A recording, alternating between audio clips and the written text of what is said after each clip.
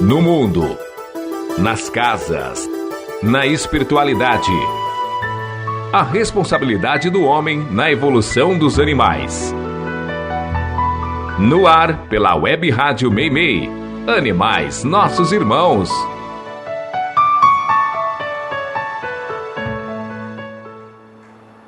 Bom dia, queridos ouvintes. Sejam muito bem-vindos a mais um programa Animais, Nossos Irmãos. Este é o nosso 4º programa e estou muito feliz de ter você aqui. Você ama animais? Escolhe a espécie que ama ou ama indistintamente? Infelizmente, não há como ser diferente e todos nós escolhemos. Animais para amar, comer, proteger a casa, carregar peso, divertir, exibir, repudiar, temer. Esse programa vai mostrar que mesmo que os vejamos com funções diferentes, seus espíritos não são estacionários e eles vão mudando de espécie ao longo da evolução. Sendo assim, um cão que você amou profundamente no passado pode ser o boi que você comerá no futuro. Assustador? Sim, mas é a verdade dada a evolução do espírito. E se você quer descobrir mais sobre o assunto, iluminar seu caminho com o conhecimento, venha comigo. Ajude-me com suas dúvidas e compartilhe suas descobertas. Você já enviou suas dúvidas e curiosidades? Se ainda não, por favor nos envie para que eu possa conhecer e ajudar. O e-mail do programa é animaisnossosimãos2024@gmail.com. Você está ouvindo Animais Nossos Irmãos.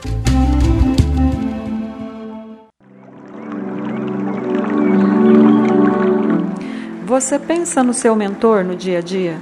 Pondera as suas escolhas levando em conta a aprovação dele? A maioria de nós nem sabe da existência dele. Vive como se não houvesse olhos atentos sobre nossas ações. Mas nós, os espíritas e espiritualistas, estamos sempre buscando um contato com o nosso mentor, querendo criar laços estreitos. E não é incomum pessoas enumerando as qualidades de seus mentores. Afinal, sabemos que os mentores são compatíveis com nossa evolução. Quanto mais evoluída uma pessoa, mais evoluído será seu mentor. E isso cria uma falsa ilusão de que somos orientados por anjos, como se o próprio Mestre Jesus pudesse se abalar do alto para tutoriar esse ou aquele indivíduo. Todos nós temos um mentor, não é segredo a ninguém. Mas o que vem a ser um mentor? Nós que estudamos sabemos que mentores são espíritos ou pessoas que ficam do outro lado e nos auxiliam. Com mais evolução e sabedoria que nós, eles tentam fazer com que lembremos das nossas promessas antes de renascer. Eles são parte da nossa família espiritual e quase sempre possuem sua história ligada à nossa, sendo de interesse deles a nossa evolução. Mentores, guias, protetores, anjos da guarda, são muitos nomes e muitas funções, mas o termo mentor acaba por resumir aquilo que não vemos e entendemos. A palavra mentor sugere um mestre, alguém que nos guie, aconselhando nos momentos em que nos sentimos sem rumo. Sendo assim, devemos supor que haja também muitos mentores encarnados, vivendo entre nós. E se isso é certo, você e eu também podemos ser mentores.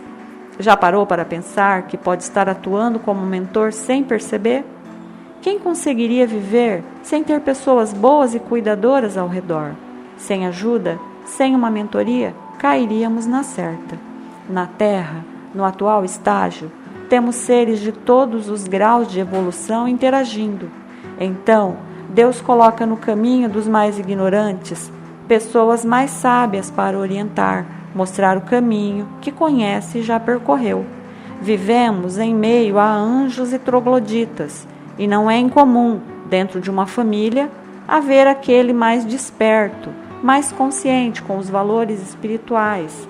Esses serão mentores dos demais, tentarão inspirar e orientar. É assim que funciona a evolução no mundo, através dos mais experientes, inspirando os menos despertos. Isso que eu falo não é novidade ou segredo, e a evolução só alavanca com a vinda de seres de outros mundos, exilados ou não. E mesmo que muitos não aceitem, nós temos responsabilidade direta com muitos seres que conosco convivem, e não me refiro apenas aos humanos. Estou falando particularmente dos animais, pois que no estágio em que estão, nós, seres humanos, somos para eles como divindades, milênios à frente na jornada. Eles aprendem conosco, somos seus professores. Mas o que temos ensinado? Acaso estamos ensinando compaixão, empatia, respeito? O que um animal pensa daquele que o engana com açúcar para em seguida passar a lâmina no seu pescoço? No livro Missionários da Luz, de André Luiz, psicografia do querido Chico Xavier, no capítulo 4, Vampirismo, há uma passagem que eu gostaria de ler e que vai de encontro ao assunto, onde Alexandre elucida a André Luiz a forma errônea com que tratamos os animais. Vamos ao trecho. Em todos os setores da criação, Deus, nosso Pai, colocou os superiores e os inferiores para o trabalho de evolução, através da colaboração e do amor, da administração e da obediência. Atrever-nos-íamos a declarar, porventura, que fomos bons para os seres que nos eram inferiores? Não lhe devastávamos a vida, personificando diabólicas figuras em seus caminhos? Claro que não desejamos criar um princípio de falsa proteção aos irracionais, obrigados, como nós outros, a cooperar com a melhor parte de suas forças e possibilidades no engrandecimento e na harmonia da vida. Nem sugerimos a perigosa conservação dos elementos reconhecidamente daninhos. Todavia, devemos esclarecer que, no capítulo da indiferença para com a sorte dos animais, da qual participamos no quadro das atividades humanas, nenhum de nós poderia, em sã consciência, atirar a primeira pedra. Os seres inferiores e necessitados do planeta não nos encaram como superiores generosos e inteligentes, mas como verdugos cruéis. Confiam na tempestade furiosa que perturba as forças da natureza, mas fogem, desesperados, à aproximação do homem de qualquer condição. Excetuando-se os animais domésticos, que por confiar em nossas palavras e atitudes, aceitam o cutelo no matadouro, quase sempre com lágrimas de aflição, incapazes de discernir com o raciocínio embrionário onde começa a nossa perversidade e onde termina a nossa compreensão. Se não protegemos nem educamos aqueles que o Pai nos confiou, como germes frágeis de racionalidade nos pesados vasos do instinto, se abusarmos largamente da sua capacidade de defesa e conservação, como exigir o amparo de superiores benevolentes e sábios, cujas instruções mais simples são para nós difíceis de suportar pela nossa lastimável condição de infratores da lei de auxílio mútuo? Na qualidade de médico, você não pode ignorar que o embriologista, contemplando o feto humano em seus primeiros dias, à distância do veículo natural, não poderá afirmar com certeza se tem sob os olhos o germe de um homem ou de um cavalo. O médico legista encontra dificuldades para determinar se a mancha de sangue encontrada eventualmente provém de um homem, de um cão ou de um macaco. O animal possui igualmente o seu sistema endocrínico, suas reservas de hormônios, seus processos particulares de reprodução em cada espécie, e por isso mesmo tem sido auxiliar precioso e fiel da ciência na descoberta dos mais eficientes serviços de cura das moléstias humanas, colaborando ativamente na defesa da civilização. Ainda seguindo o assunto, vamos mudar de crenças, comprovando que a verdade não se esconde atrás de doutrinas religiosas. Vou ler uma conhecida e famosa frase de Buda, que diz: o homem implora a misericórdia de Deus, mas não tem piedade dos animais, para os quais ele é um Deus.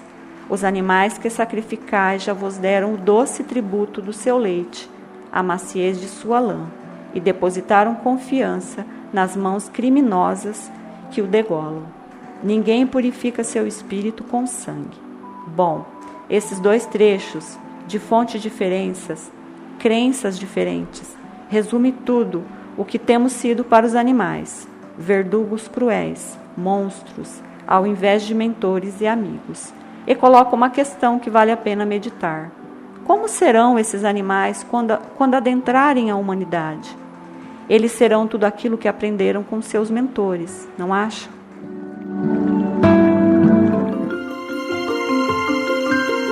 O ouvinte quer saber.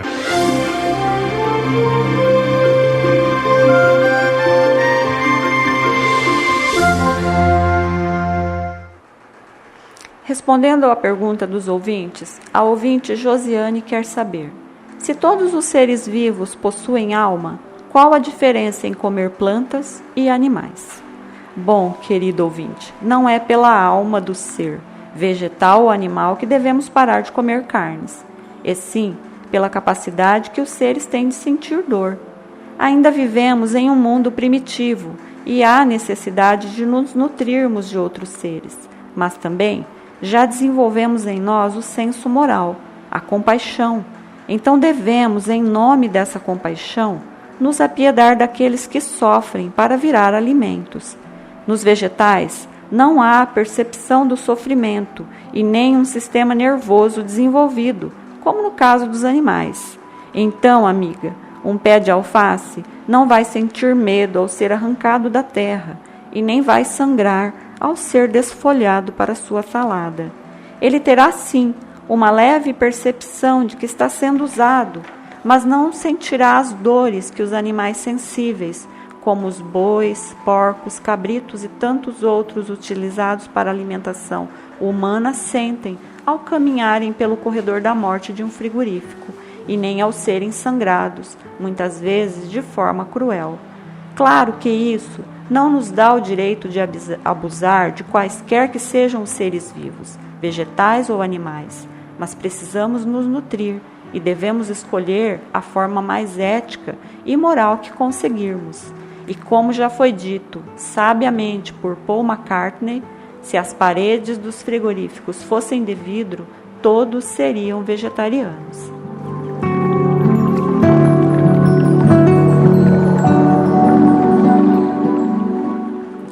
A pergunta veio de uma amiga que não quer ser identificada, mas que tem uma pergunta muito interessante. Ela pergunta: como são os animais de outros mundos?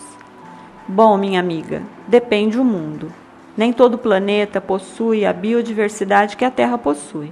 Alguns são limitados por suas condições geológicas, mas existe uma infinidade de espécies de animais que nem sonhamos conhecer em mundos que nem sonhamos existir. Só para exemplificar, o fundo dos nossos oceanos tem animais que estão longe de se familiarizar com o que conhecemos e que, se os víssemos em algum filme, pensaríamos ser de outro planeta. E temos que levar em conta qual a espécie predominante desse mundo, aquela escolhida para ser a espécie guardiã do planeta. Aqui na Terra foram os primatas os escolhidos para evoluir, mas temos mundo onde os répteis evoluíram para ser a espécie dominante, ou os cetáceos, os felinos, ou as aves. Não se limite a isso, pois, como eu disse, existem mundos que nem sonhamos existir, com condições que fogem em muito ao que temos como certo. Vou citar um trecho da Revista Espírita de 1858, onde Kardec entrevista um espírito que vive em Júpiter. E olha o que Kardec escreve sobre os animais que por lá vivem. Vamos ao trecho. Os animais não estão excluídos desse estado progressivo, sem se aproximarem, contudo, daquele do homem. Seu corpo, mais material, prende-se à terra, como os nossos. Sua inteligência é mais desenvolvida que a dos nossos animais. A estrutura de seus membros presta-se a todas as exigências do trabalho. São encarregados da execução de obras manuais. São os serviçais e os operários. As ocupações dos homens são puramente intelectuais. Para os animais, o homem é uma divindade tutelar que jamais abusa do poder para os oprimir. Bom, esse trecho poderia ser usado para muitas perguntas, tais como o trabalho animal, a nossa responsabilidade com a evolução dos animais, a vida fora da Terra, mas eu vou usar para tentar responder à pergunta da amiga. Certa vez eu ouvi que em alguns mundos, se aportássemos por lá, seríamos vistos como animais. Não se ofenda, mas existem mundos tão evoluídos que os animais deles já se comunicam, realizam coisas, vivem exclusivamente para as necessidades físicas e podem sim ser comparados a muitos de nós que ainda habitam este planeta. E existem mundos em que os animais são tão atrasados na evolução que um simples besouro poderia colocar para correr uma multidão de corajosos. Para entender isso, basta usar novamente a Terra como exemplo. Antes do homem por aqui aportar, quem eram os animais que dominavam o planeta? A questão é unicamente sobre evolução espiritual, e quanto mais evoluído um povo, mais evoluídos são seus animais. E a evolução se dá de forma semelhante em qualquer lugar deste universo que habitamos, e qualquer planeta passa por todas as fases evolutivas, sendo compatível sua fauna e flora com os habitantes guardiães, ou seja, a espécie humanoide dominante. Se a raça guardiã for atrasada, seus animais também serão. Espero ter respondido sua pergunta, amiga, pois que as informações sobre o assunto são muito escassas e o interesse sobre o tema começou há poucas décadas. Foi notícia. Foi notícia.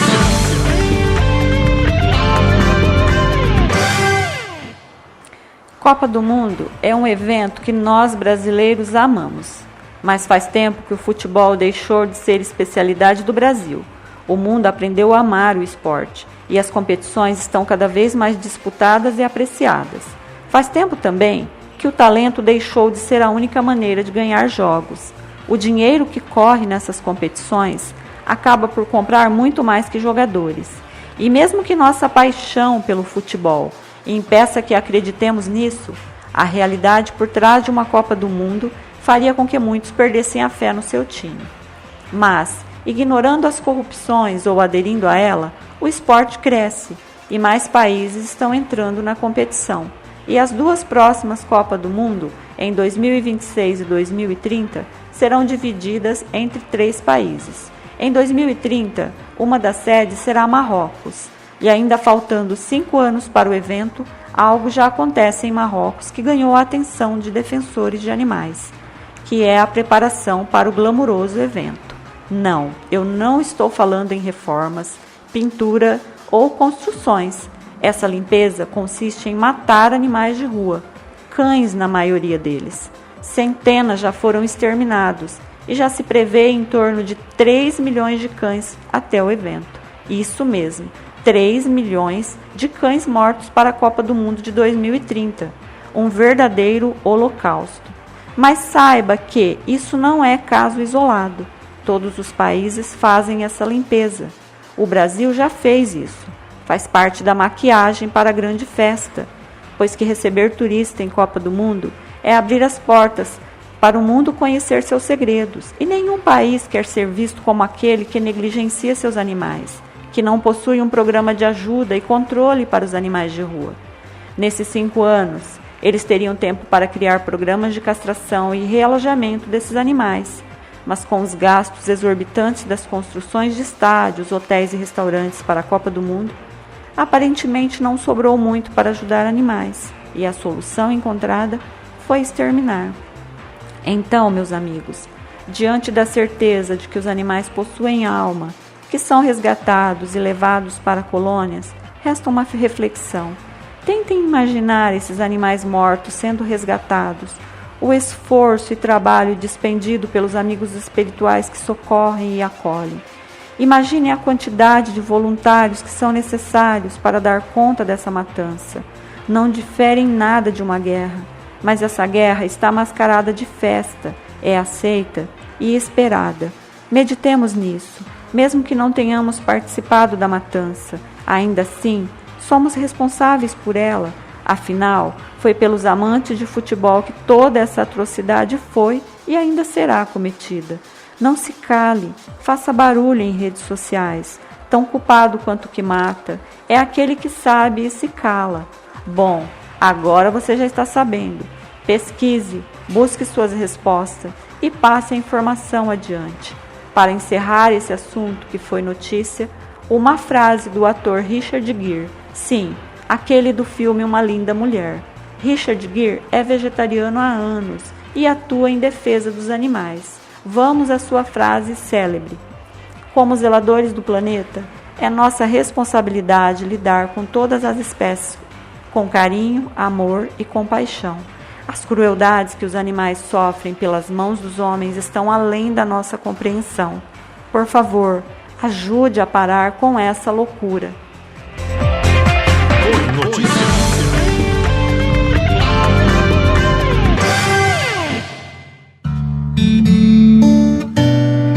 Na Web Rádio Meimei, Animais Nossos Irmãos.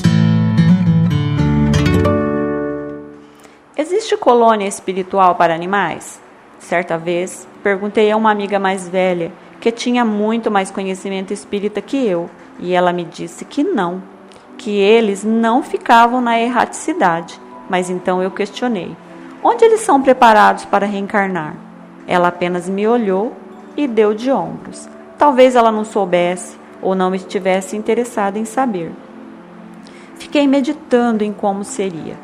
Eles desencarnariam, ficariam um tempo flutuando no espaço e depois seriam atraídos para os úteros das mamães. Eu ainda era uma iniciante no espiritismo quando esses questionamentos me chegavam, e era natural que eu procurasse as respostas em quem já tinha mais experiência que eu. Mas, infelizmente, a grande esmagadora maioria de nós humanos neste planeta veem os animais apenas como produtos, posse de alguém.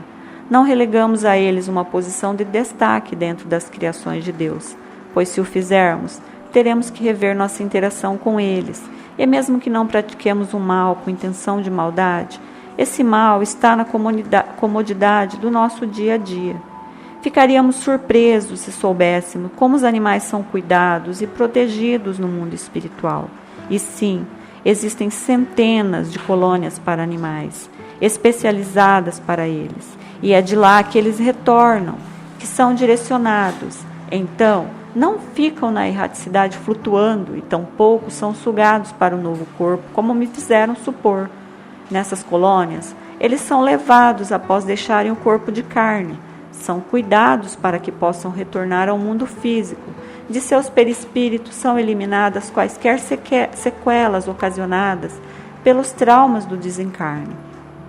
Para cada tipo de morte, há um tipo de tratamento. Animais envenenados, atropelados, negligenciados, abatidos para consumo, cada um deles recebe o tratamento necessário. Alguns ficam meses até estarem prontos, outros precisam de anos, e há aqueles que, por estarem em patamares evolutivos mais altos, ficam e trabalham nas colônias, ajudam os recém-chegados, auxiliam os resgates. E quem não se lembra dos cães, vacas e pássaros de nosso lar, quando André Luiz observa a caravana de samaritanos que retorna do umbral? Os animais estão em todas as colônias humanas, seja como tutelados nas famílias ou como auxiliares, mas volto a frisar, as colônias especializadas em animais são numerosas e desempenham um trabalho que estamos longe de conhecer na íntegra. O Espírito São Luís, através de uma psicografia à Sociedade de Estudos Espíritas Allan Kardec, de 30 de março de 1999, já nos adiantava sobre a realidade das colônias espirituais especializadas no tratamento de animais. Vamos ao relato. Nas colônias transitórias, próximas ao vosso orbe, eles são encontrados e têm utilidade parecida com a encontrada na terra, razão pela qual se encontra relato de canto de pássaros, bem como de latido de cães e caravanas de animais, que a vós parecem tão familiares. Certamente que tudo regido pelas leis de Deus e vontade dos espíritos que trabalham em seu nome. Sabeis que as colônias transitórias são como uma projeção mais bem elaborada da vossa morada terrena, e tudo que nessa existe tem alguma correlação também a lures, inclusive nos planos astrais mais inferiores. Entendei, porém, que tudo se dá em outra dimensão. Bom, vou encerrar esse assunto lendo um trecho de um dos livros do veterinário Marcel Benedetti. O trecho relata a história do personagem principal, que em desdobramento se desloca até uma dessas colônias e, surpreso com a beleza do local, crendo ser uma fazenda, questiona de um senhor que o recepciona. Vamos ao trecho. O senhor é dono dessa fazenda? Não, não, sou apenas um dos trabalhadores. Esta fazenda é, na realidade, uma colônia espiritual, isto é, uma comunidade que cuida dos animais, auxiliando-os principalmente no seu aprendizado evolutivo. Há vários colaboradores de diversas áreas de especialização e várias equipes especializadas em assuntos relativos aos animais. Há os colaboradores das equipes de resgate, de cirurgiões, os responsáveis por animais selvagens, que incluem os animais marinhos e diversos outros. Aqui em nossa fazenda, trabalham muitos que foram, quando encarnados, veterinários, que nos auxiliam, mas há muitos outros que se encontram ainda encarnados também. Dentre os diversos especialistas, há aqueles que exercem as mesmas especialidades que exercem na Terra, trabalhando aqui em funções semelhantes. Há aqueles que não são especialistas, mas são grandes colaboradores e trabalhadores valorosos naquilo que fazem e por isso merecem tanto respeito quanto os outros. Vanderly do Carmo está apresentando Animais Nossos Irmãos. Caneta e papel na mão. Aqui vai minha dica de leitura. O livro dessa semana é A Desencarnação dos Animais, escrito pelo espírito Fabrício e psicografado por Janete Marie Monteiro Figueiredo.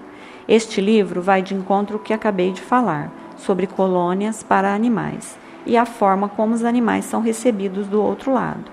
O livro conta a história de um veterinário recém-formado que desencarna e se vê às voltas com sua nova realidade na colônia Nosso Lar, para onde ele é levado. Livro de fácil leitura que vale muito a pena ler. Repetindo o nome do livro, A Desencarnação dos Animais, escrito pelo espírito Fabrício e psicografado por Janete Marie Monteiro Figueiredo. Você sabia? Você sabia que o beija-flor consegue voar em todas as direções, inclusive de cabeça para baixo? São tão pequenos que alguns não passam de 5 centímetros e seus ovos são do tamanho de ervilhas. Esses adoráveis pássaros chegam a bater suas asas de 80 a 200 vezes por segundo. Sim, isso mesmo, 80 a 200 vezes por segundo, e conseguem ficar suspensos no ar sem se moverem. Devido à sua queima de energia, que é muito alta, eles precisam 2 vezes seu peso em alimento por dia, chegando a visitar mais de 2.000 flores. Quando o sol se põe, eles entram em um estado de hibernação, onde repõem suas energias para o dia seguinte. E essa é mais uma curiosidade incrível de mais um animal incrível.